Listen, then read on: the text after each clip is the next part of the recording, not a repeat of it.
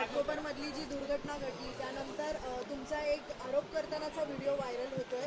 भाजपचे नेते किरीट सोमय्या त्या ठिकाणी दाखल झाले आणि नंतर ते आरोप होताना पाहायला मिळाले. नेमकं काय झालं होतं? नाही नाही, ही मी सर्वात प्रथम जे या दुर्घटनेत ही दुर्घटना खूप वाईट झाली आहे आणि या दुर्घटनेत ज्यांचा मृत्यू झाला आहे त्यांना भावपूर्ण श्रद्धांजली देतो आणि जे ज्यांना लागलं आहे त्यांनाही म्हणजे आम्ही प्रयत्न करतात, सर्व पक्षाचे लोकांनी सर्व सामाजिक कार्यकर्ते त्यांना मदत करायची प्रयत्न करतात. काल हा जसं हे हवा खूप आली, सर्व सर्व हे झालं तर मला जसं समजलं तसं मी लगेच तिकडे त्या घटनास्थळी पोहोचलो. तिकडे राखीताई जाधव आमच्या राष्ट्रवादी काँग्रेसच्या मुंबईच्या अध्यक्षा, माजी नगरसेविका तिकडे हजर होत्या आणि स्थानिक आमदार पण तिकडे लगेच आले आणि त्यांच्या आम्ही तो स्थानिक आमदार होते, आम्ही सर्व मिळून जे स्थानिक आमदार आम्हाला सांगत होते म्हणजे ते कॉर्डिनेट करत होते. आम्ही जरा लांब होतो, जे काम चालू होतं त्याच्यामध्ये अडथळा निर्माण नको व्हायला म्हणून मी माझे कार्यकर्ते आम्ही सर्व उभं होतो. माझ्याबरोबर माझे शिवसेनेचे कार्यकर्ते ज्यांचं व्यवसाय हे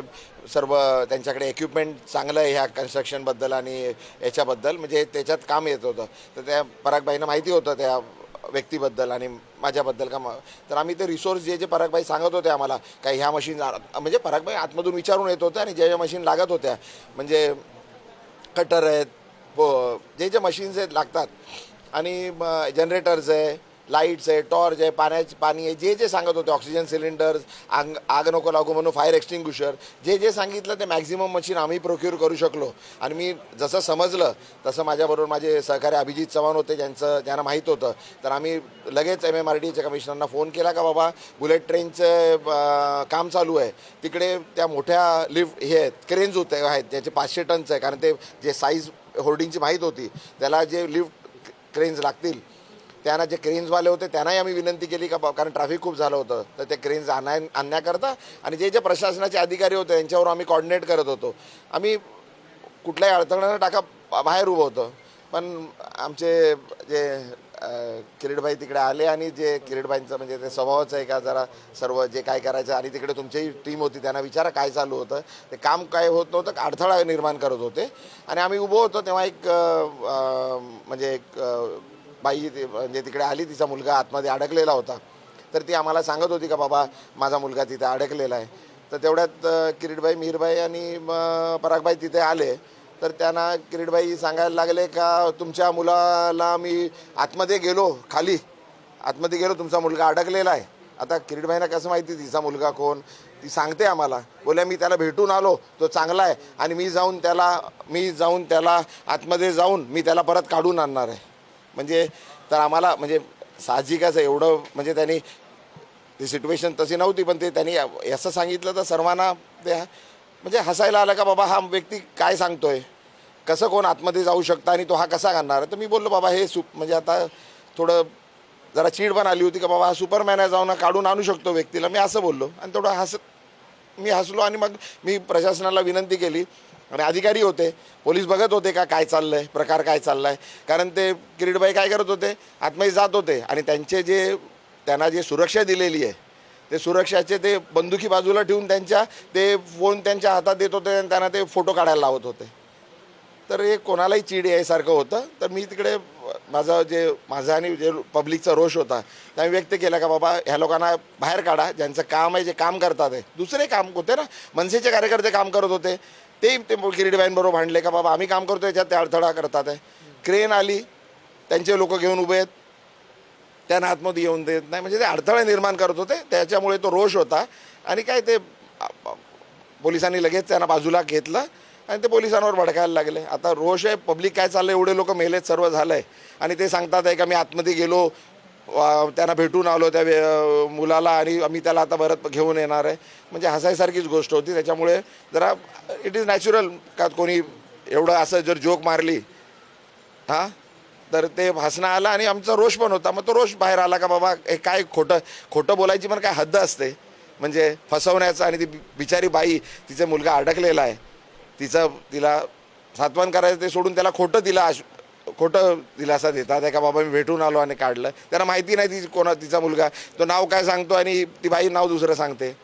या दुर्घटनेचं आता राजकारण करायला सुरुवात झाली आहे. यातील जो आरोपी आहे भावेश बिंडे याचे फोटो उद्धव ठाकरे आणि सुनील राऊत यांच्यासोबत व्हायरल केले जात आहे. जगा बघा व्यापारी आता व्यापारी आहे का कोण लोक आहेत, कोणाबरोबर कोण, आता इथे 100 लोक उभे आहेत, कोणाचा धंदा काय का कोणाकडून काय होईल हे कोणी सांगू शकत नाही. कोणाबरोबर फोटो आहेत ते सर्वांबरोबर फोटो आहेत, सर्वांबरोबर सर्वांचे फोटो आहेत. व्यापारी माणूस असतो तो तर सर्वांकडे जातोच आणि होर्डिंगचा बिझनेस आहे, सर्वांना होर्डिंगची गरज लागते तर तो होर्डिंगला तर त्यांचा बिझनेस येतो जातो. माझेही फोटो असतील त्याच्याबरोबर तर काय झालं, म्हणजे आम्ही त्यांच्यावर फोटो काढले कोणाबरोबर म्हणजे काय गुन्हेगार झालं का कुठले कोण हजारो लोक आम्हाला भेटायला येतात का कोणी बरोबर फोटो काढला म्हणजे आमचा काय त्यांच्यावर संबंध आहे का, आम्ही त्या याच्यात आहे का.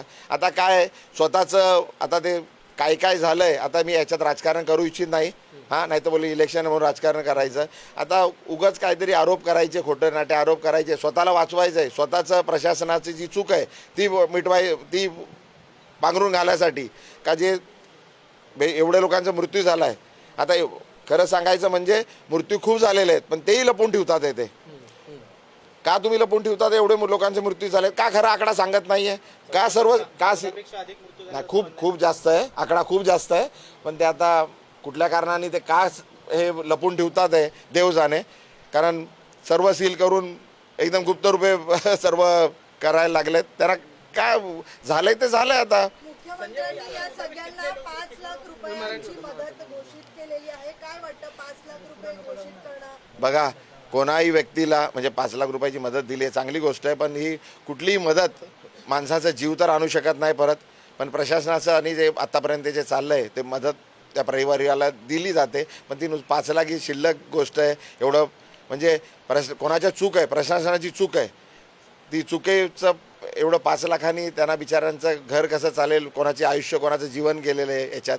5 लाखांनी काय होणार? जे लोक इंजर्ड झाले त्यांचं पूर्ण इलाज सरकारने केला पाहिजे आणि हे जे ज्यांचं चूक आहे ज्यांचं आहे त्यांच्याकडून हे पैसे वसूल केले पाहिजेत. आणि 5 लाखांनी काय नाही होत, 50 लाखही जरी दिले तरी ते कमीच आहेत. कारण माणसाचं जीवाची किंमत कशी कोण करू शकतं काय. आणि ज्या घरचे लोकांना जे झालेलं आहे त्यांना हे 5 लाखांनी काय होणार आहे. दुसरा एक महत्त्वाचा प्रश्न, किरीट सोमय्या शो शायनिंग बाजी करत होते असं त्या व्हिडिओमध्ये तुम्ही बोलताना पाहायला मिळतं. नाही किरीट सोमय्या का जे पण लोक आहे, मी खाली नुसतं किरीट असा होता की किरीट सोमय्यांनी काही दिवसापूर्वी तिथे झाडावरती जो विषप्रयोग झालेला होता त्याचा पाठपुरावा करण्याचा प्रयत्न केलेला होता आणि कदाचित या दुर्घटनेनंतर त्याचा भांडवल करण्यासाठी तिकडे ते आले असं तुमचं म्हणणं आहे? नाही ते पण जसे सर्वांना समजलं तसं ते नाही समजलं. पण कोणी सोशल वर्कर जे व्यक्ती होते, खाली नेते मंडळी नव्हते ना, सामान्य लोकही मदत करायचे. जे मदत करत होते त्यांची मदत घेतली पाहिजे. ते काय शो शायनिंग करायचं असं म्हणून नाही. मी त्यांच्या एकाना नाही सांगितलं, जे पण करतात जे कामाचे त्यांना ठेवा, बाकी लोकांना बाहेर काढा असं मी सांगितलं. एका मुलाखतीत आपण असा दावा केलाय की मुलुंडमधील 320 एकर जागा आहे ही 1 रुपया भाडे तत्वावर दिली आहे. नेमकं काय प्रकरण? आता कसं आहे, जी आपली सॉल्ट लँड आहे पूर्ण भांडूप, मुलुंड, कांजूर, विक्रोळी आणि मुलुंडपर्यंत हे पूर्ण सॉल्ट लँड आहे. आतापर्यंत ह्या सॉल्ट लँडमध्ये टोटल आणि जी ऑक्ट्राईची जमीन खाली झालेली 18 एकर, ही ऑक्ट्राईची ईस्ट वेस्टची जमीन आहे. ही आमच्या धारावीच्या लोकांना इथे पुनर्वसन करतात आहे आणि PAPs आहेत मुंबईतले त्यांना इकडे आणतात आहे. तर ही पूर्ण जमीन आतापर्यंत 320 एकरची जमीन सरकारच्या मार्फत मी आपल्याला पेपर देतो ऑलरेडी. हे बघा, हे सरकारचे पेपर आहेत, GR आहेत, सर्व आहे ऑलरेडी. ही 320 एकर जमीन ही 99 वर्षाच्या लीजवर, म्हणजे ज्या 1 रुपया चॉकलेट पण येत ना आपल्या मुलांसाठी, ते 1 रुपयात पूर्ण ही 320 एकर दिली आहे आणि अजून 1700 एकर त्यांना देणार आहे. म्हणजे 2500 एकर जमीन प्रशासन ही 1 रुपयात 99 वर्षाच्या लीजवर, 99 वर्षाचा लीज म्हणजे मालकी हक्क दिलेला आहे. आणि अगोदरच आमच्या ईशान्य मुंबईला एवढं डम्पिंग ग्राउंडचं सर्व लोड आहे, म्हणजे पूर्ण मुंबईचा कचरा इकडे येतोय. हां, त्याच्यामुळे जी दुर्गंधी आहे, त्याच्यामुळे जे रोगराई होते ते एक प्रकार आहे. एवढे हा विभाग पूर्ण मुलुंड, भांडूप, कांजूर, विक्रोळी, घाटकोपर इथे फॅक्टरीज होत्या. त्या फॅक्टरीज बंद होऊन शॉपिंग कॉम्प्लेक्सेस झालेले आहेत, हाऊसिंग कॉम्प्लेक्सेस झालेले आहेत. म्हणजे कुठे 500 घरं, कुठे 1000 घरं, 3-3 हजार घरं इथे झालेले आहेत. ते घरं आल्यामुळे लाईट तेवढीच आहे, पाणी तेवढंच आहे, ड्रेनेज फॅसिलिटीज तेवढ्याच आहेत. तर इन्फ्रास्ट्रक्चरवर एवढं लोड आलेलं आहे आणि आता हे लाखो लोक इथे येतील, त्याच्यामुळे किती लोड येईल. आणि धारावीच्याही लोकांना इकडे यायचं नाही आहे. कोणी माणूस का आपलं घर सोडून येईल, का आपला विभाग सोडून येईल? जर आम्हाला इकडच्या लोकांना सांगितलं तुम्ही जा उल्हासनगरला, बदलापूरला, कोण जाईल? का जावं लोकांनी? जे अधिकाराचं घर आहे, हक्काचं घर आहे, आपण आपलं विकत घेतलेलं घर आहे, ते सोडून का जावं? आणि जे अपात्र आहेत त्यांना पण सर्वांना इकडे आणतात आहे. म्हणजे हा किती लोड इकडे येईल ह्या विभागावर. आणि नुसतं मुलुंडकरांसाठी नाही आहे, हे भांडूपमध्ये पण येणार आहे, कांजूरमध्ये पण येणार आहे, विक्रोळीपर्यंत जाणार आहे. ज्या ज्या ठिकाणी सॉल्ट लँड आहे म्हणजे खुली जमीन जे दिसते ते सर्व ऑक्युपाय होणार आहे. आणि जर तुम्हाला सर्व नॉर्म्स बाजूला ठेवून सर्व हे सरकारने म्हणजे याच्यात जे लोक आहेत, म्हणजे मी आता इलेक्शन आहे म्हणून काय बोलत नाही, जे बोलतात आहे आम्ही 1 इंच जागा देऊन जाणार नाही, ते एवढे वर्ष झोपले होते का? एवढे वेळ या प्रक्रिया चालू आहे. म्हणजे महानगरपालिकेचा प्रस्ताव झालेला आहे, तो प्रस्ताव राज्य शासनाकडे गेला, केंद्र शासनाकडे गेला, हे सर्व प्रोसेस पूर्ण केले. तेव्हा हे लोकप्रतिनिधी आणि जे आता आहेत ते सर्व झोपले होते का? आणि आता मोठ्या मोठ्या बाता करतात आहे का बाबा कोड ऑफ कंडक्ट आहे म्हणून करू शकत नाही. हे सर्व खूप 6 महिन्यापासून प्रोसेस चालू आहे आणि हे ऑलरेडी अलॉट करून झालेलं आहे. आता ते आणि हा पुढे पुढे पुढे पुढे 1700 एकर अजून देणार आहेत ते. हा जमिनीचा व्यवहार कोणासोबत केला सरकार? हा जे आता मेन तर धारावीचं जे करतात आहे, धारावी अडाणी साहेबांकडे दिलेलं आहे, त्यांना दिलेलं आहे. आणि दुसरे PAPs तीन प्रकार आहे त्याच्यात. हे धारावी पुनर्वसन आहे, PAPs जे पूर्ण मुंबईमध्ये PAP चालू आहेत त्यांना इकडे पुनर्वसन करणार आहे. म्हणजे आमच्या भांडूप, मुलुंड, कांजूर, विक्रोळीत जे PAPs आहेत म्हणजे इथे प्रोजेक्ट अफेक्टेड लोक आहेत, हे PAP नको पास झालेलं आहे, हे त्यांना माहुलला पाठवतात आहे. म्हणजे इकडे भांडूपच्या लोकांना, मुलुंडच्या लोकांना, विक्रोळीच्या लोकांना माहुलला पाठवलं. जिकडे जे बनवलेले घरं आहेत ते दुर्दैवी अवस्था आहे, राहायला त्यांना घरं बरोबर नाही, कन्स्ट्रक्शन बरोबर नाही, पाणी नाही, सॅनिटेशन फॅसिलिटीज नाही, किडे पडलेले आहेत खाली, शाळा कॉलेज काही नाही. जे माहुलच्या रिफायनरीची दुर्गंधी आणि जे त्रास आहे तो त्रास आहे. आणि इकडच्या लोकांना 5,500 घरं आतापर्यंत इथून तिकडे माहुलला नेलेले आहेत. आणि धारावीचे लोक आणि पूर्ण मुंबईचे जे प्रोजेक्ट अफेक्टेड लोक आहेत त्यांना इकडे आणतात आहे. आणि हे नुसतं खार जमिनीवर आणत नाही, तर जे खाली जमीन झालेली आहे, ऑक्ट्राईचे नाकेचे खाली झाले त्याची जमीन आहे तिकडे आणतात आहे. दुसरे जे प्रोजेक्ट चालू आहेत बिल्डरांचे तिकडेही आणतात आहे. म्हणजे पूर्ण आम्हाला सर्व इकडे लोड का देतात? इन्फ्रास्ट्रक्चरवर अगोदरच एवढा लोड झालेला आहे. ज्या 10 मिनटं लागायचे एक ठिकाणाहून दुसऱ्या ठिकाणी तासन-तास लागतात आहे. पाणी बरोबर नाही, लाईट जाते, लाईटचं एवढं प्रॉब्लेम झालेला आहे का इथे बाजूलाच भांडूपला एक हॉस्पिटल आहे, मॅटर्निटी हॉस्पिटल आहे, तिकडे एका आमच्या महिलेचं सिझेरियनचं ऑपरेशन चालू होतं. सिझेरियन ऑपरेशन चालू असताना लाईट गेली आणि बॅकअप चालू झालेला नाही.